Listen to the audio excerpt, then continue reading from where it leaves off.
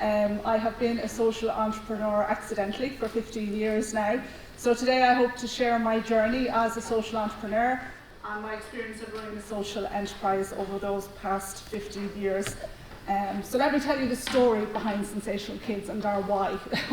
That I used to be a customer service manager, had absolutely no interest in what a social enterprise was, no interest in the community and voluntary sector. I was very much in the private sector.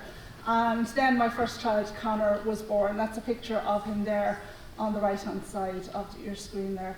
So when Connor was born, he was born with only one ear and hearing loss. So he had no outer ear on this side and he had hearing loss on that side. So that was fine, you know, we'd no issues with that. But when he was starting school then, we decided that we would fundraise to bring him to the far side of America, to California, to have his ear reconstructed and to try to restore his hearing, because it's a very specialist process. And we found ourselves as a family having fundraised to bring him to California, to the Children's Hospital in Los Angeles, where he had his ear reconstruction done. Unfortunately, his hearing loss thing didn't work out, but he now has an outer ear on that side. So at that time, he was due to start primary school, junior infants, in our local primary school in Learning in County Kildare. And people would say to me, you know, he'll need an SNA, he'll need a resource teacher. And I had to figure out, well, what did he need? So I somehow figured out that he needed an educational psychological assessment, because these are apparently the people who tell you what your children need in school when they have additional needs. So we were lucky to find and be able to get that assessment locally, but they said, you know, he had a few red flags. He wasn't crawling, couldn't pedal a bike. They said you really need an occupational therapy assessment, and I had no idea what an occupational therapist did. Sort of thought we might have worked with the elderly, what we're going to do with my child. You know, we were going to the States that summer for his ear reconstruction.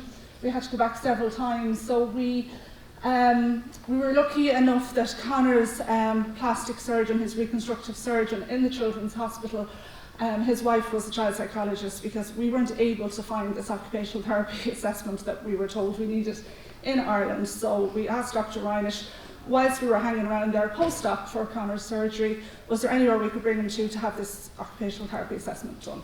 So we found ourselves in Los Angeles at a place called Can Do Kids, which was this big, colourful play centre. Connor used to love going there, and they did his occupational therapy assessment. And they said, you know, he's fine, he has some developmental delays. It turns out he has dyspraxia, which is a very common condition, affects children in every classroom in Ireland. So when you go back to Ireland, just find your local occupational therapy clinic. He will need occupational therapy about twice a week for about 6 months, and you'll be fine. So very naively, we travelled on back to Ireland at the end of that summer, and we looked for our version of Can Do Kids, and of course it didn't exist. So what we learned very quickly was that Connor was one of tens of thousands of children in Ireland who couldn't access the services that they need, that really should be readily available for children. If you look at the stats nowadays, there are 86,000 children, just like Connor, on public waiting lists for disability services. So these are services like occupational therapy, speech and language therapy, play therapy, psychological assessments, and all sorts of other assessments that will help identify their needs. They're currently waiting minimum 3 to 4 years, I would say, if not longer. And our experience at Sensational Kids is they're often waiting longer for public access to have their assessments.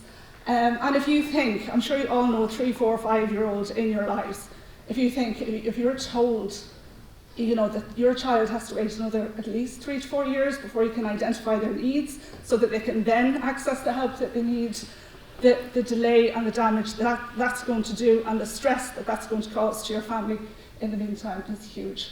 So we decided ourselves as a family, with help of family and friends, that we would set up an organisation modelled at something similar to the one we visited in the States, that if we had the ability to apply a socially innovative solution to achieve change for children and adolescents. So we wanted to open our own centre, and we fundraised. We worked for a year to fundraise the money that we needed to set up that service. So if I fast forward 15 years to bring us to where we are now, so we now have 4 child development centres that provide discounted therapy services for children of all ages and all abilities. Our first centre, number 1 there, was the one that we set up in Kildare Town. We also have a centre in Clonakilty in West Cork, Claremorris in Mayo, and Clones in County Monaghan. So this is very much the what we do. So we provide a range of therapeutic services for children and adolescents that range from occupational therapy, speech and language therapy, play therapy, and all the assessments as well. We also sell, I'm very proud to run what I call Ireland's only child development and learning store that is run as a social enterprise. So all the profits from sales in our shop, which is available online, please go check it out, are ploughed back into lowering the cost of therapy supports for children. So when you buy something from our shop, you're actually helping a child to receive therapeutic services. And the Irish Prison Service, I'm very proud to say, did buy from us. I remember them ordering a load of wall panels for your waiting rooms, you know, the play panels that you're meant to have with all the little beads on. I remember supplying those, so there you go. It's interesting because when the sector comes together to support each other, there's impact within impact. You know, so you mightn't have realised it at the time when you were buying from us, but by buying those products for the waiting rooms and the prison service, you're actually helping children in our therapeutic services.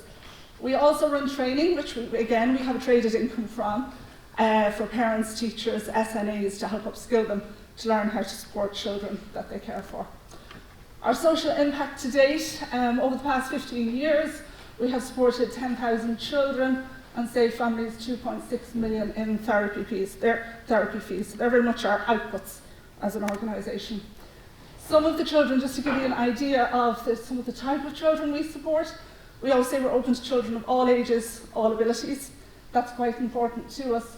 But typically, we see a huge amount of children with autism spectrum disorders, developmental delays, Down syndrome, and a huge amount of children with sensory processing difficulties. And we also see children who just maybe can't say their S's properly and just need a little bit of speech and language therapy to help them. So we've just revised our vision and mission. So our vision is that all children and adolescents in Ireland have access to timely and impactful therapeutic services, because that's currently not the case in Ireland. It shouldn't be that way. Our mission is to transform and scale our affordable and accessible therapeutic services to bridge the gap between private and public services. And that's the way I see social enterprise, is that we bridge that gap between public and private services. And we do that through a range of innovative and impactful therapy, toys and training. So our ambition as a social enterprise is that we want to drive our traded income. You know, making a profit is not a dirty word. That's what I'd say to a lot of people starting out. You need to drive your traded income to maximise grants and donor supports to increase our sustainability, because without that, we're not financially sustainable. And that will allow us to transform the impact and access to developmental therapy supports for as many children in Ireland as we can reach.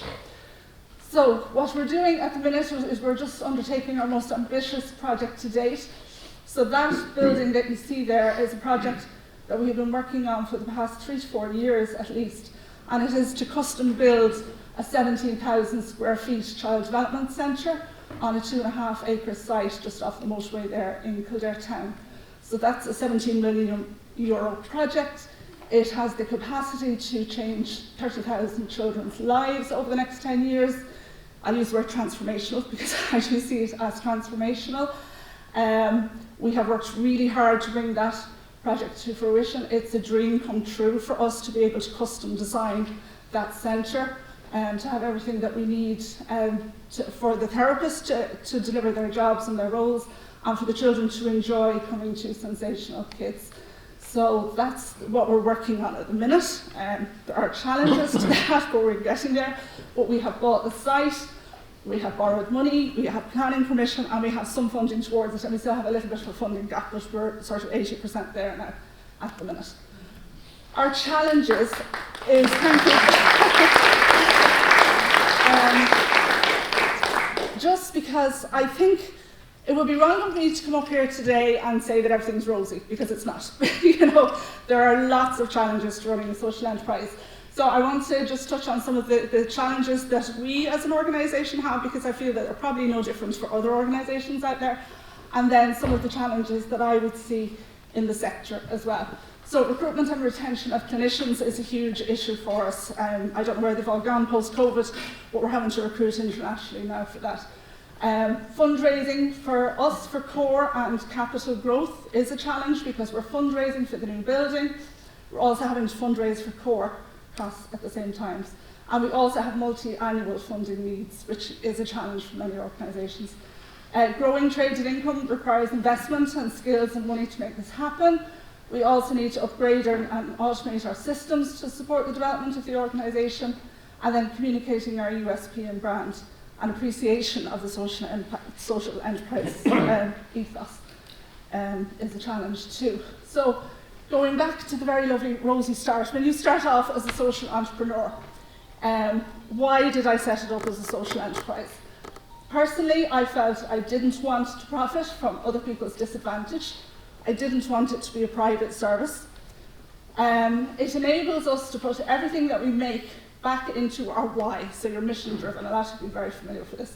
So no shares or dividends are paid to anybody, including the directors, which means that the only people that really profit from Sensational Kids are the children and families whose we support, which is, I feel, where it should be. It enables us to access some grants and funding for business supports. I love the fact that we have a double bottom line, that profit and purpose are at the core of our decision making. It's not just financial, and that's a constant juggle, that's a constant battle. I have no ambitions and did not ever want to become a state-funded charity where, with lots of red tape, where our hands are tied, where we can't impact change, and where we can't do things our way. So we want to do something different. We can provide therapy services as others either aren't or can't doing. We can choose what services we want to deliver and how best to deliver those that we can impact the lives of children. So I know we're talking about outcome measurements and frameworks. It's something that we have been supported to develop over the last few years, where we have engaged with a company in the States, because obviously our outcomes are clinical, so they're like on a medical model, they have to be measured properly.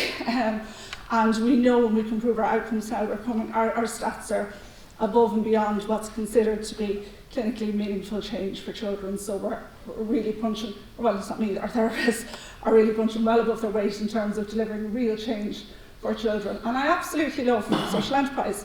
And so I was all very excited, and still am very excited by the sector, and being able to have something that bridges the gap between public and private. I think that's such a valuable thing to have. I'm not going to bore you too much with this, you're very familiar with this. This is the last or the current policy on what is a social enterprise, and I know Joyce, I was telling her, I think you said in Scotland you don't have a definition. We do have a definition. I said I'll show it to you tomorrow. So this is your objective is to achieve a social or societal or environmental impact rather than maximising profits for its owners. We pursue objectives by trading on an ongoing basis through the provision of goods and services, and we're governed in a fully accountable and transparent manner. So you're all very familiar with that, I'm sure. So the challenges for us in the 15 years that I have learned all of this is that I love the sector, but there are challenges in it, and it can be a very difficult sector to work in. Quay came up earlier, funding is the biggest thing. And what I'm starting to see now that we're 15 years in is there possibly is more funding support available for ideas and startups, which is good. But what happens when you're 15 years in? You've done all the startup grants, and you need core funding to continue just to provide your services and to grow your services. So what do you do? Where do you go? Where is that funding? So from what I can gather is there appears to be a sectoral deficit in core funding for established and growing social enterprises. So where do you go when you need hundreds of thousands of euros each year for your core management team to grow and run the organisation? So I really feel that the government needs to do more to support established social enterprises who are in that position. We need funding to run the organisations. Multi-annual funding is an issue. So sometimes you can get piecemeal funding that funds certain projects, certain staff, but really as a sector, what you need is multi-annual funding to have certainty. Funding that doesn't add an unnecessary cost layer to the organisation in terms of admin, time, resourcing and reporting layers. Where I'm currently standing, there is no large-scale capital funding scheme available for social enterprises, with the recent closing of the Immigrant Investment Programme. So where are you going to go to build your vision? Where is that capital funding going to come from? The banks won't lend. Social finances, loans are capped at 600k. Last year we had to borrow 1.3 million. So where is the social finance? If you want the sector to grow, then the support systems have to grow to meet the ambitions of your social enterprises. I've seen recently on some funding applications where there's turnover limits to accessing funding, and for that our turnover is over 2 million a year. We're excluded from certain grants. Where do we go? So what I'm seeing is that the sector is actually chronically underfunded, and that there's simply not enough funding out there, and that's something that has to be addressed. I think myself and Joyce were talking earlier, as founders, we weren't paid for years, Our first paychecks were, I think Joyce, you say £100 was your first paycheck several years in. My first salary was €12,000, about 3-4 years in. So is that fair? Is that a sector that encourages social entrepreneurs? And is it a sector that you're going to, if that's what you're looking at? So that's funding. And again, it's about what about the social entrepreneur, what are they giving up? Are you in control of your own destiny? So in order to get the social enterprise funding, you will probably need to get charitable status, so we do have charitable status. But that adds its own cost, time, bureaucracy, and it can lead to identity confusion. Like, do you go to Enterprise Ireland, or do you go to the charity sector for your supports? Where are you going? I was very confused for years as to what we were. Were we a charity? Were we not? Would you start a social enterprise if you consider the end game? Like when you're retiring, what are you going to walk away with? And is that enough for you? Are you happy with that? Level playing field for recruitment and retention of staff, I see as a challenge as well. So I'm sort of wondering, do we have a poverty mindset? Do your funders approve of levelling the playing field with the private and public sector in terms of employee benefits, team rewards, or are we expected to survive and thrive in an under-resourced environment that encourages poverty mindset? So if you're thinking about recruiting, very often because you have funding for 1 year for a post, you can only employ somebody for 1 year. That employee in the current market is probably going to be offered a job in another sector that's a permanent post. So are they going to come and take a job where there's only funding for 1 year, or are they going to take a permanent post in a different sector? And put yourself in that position. What would you do? So how many, this has happened, I've been talking to the people, and people don't really talk about it, but I've had people who said they can't buy bunches, have been criticised in audits for buying bunches of flowers to volunteers because their funder says you can't use your money for that. So can you reward your staff at Christmas? When recruitment and retention is such an issue, are you afraid to give your staff gifts that they absolutely deserve at Christmas? Can you buy them lunch? All of that. And I know lots of organisations are afraid to do this. And how many grants for posts and employment have you seen that allow you to pay pensions or maternity pay or bonuses for delivering impact? So they're just some of the challenges I see around that. So above all, I feel that, I know that might seem a little bit critical, but they're all my complaints. And it's not that I don't believe in the sector, I definitely do, but I think there are a lot of challenges to working in the sector. So the way I would see it is that we need a social enterprise policy from government that really recognises and addresses all of these challenges that the people on the ground see and experience when they're actually running social enterprises in our communities. So Richard, we're really depending on you for the next strategy, that hopefully these are things that should be able to be worked out. It's not rocket science, but would make a huge, huge difference to encouraging people to go into the sector, to stay in the sector, and for a thriving social enterprise sector in Ireland, which I really hope is achievable. So that's my thoughts on social enterprise for today. Thank you for listening to me, and I hope you enjoyed the rest of the day.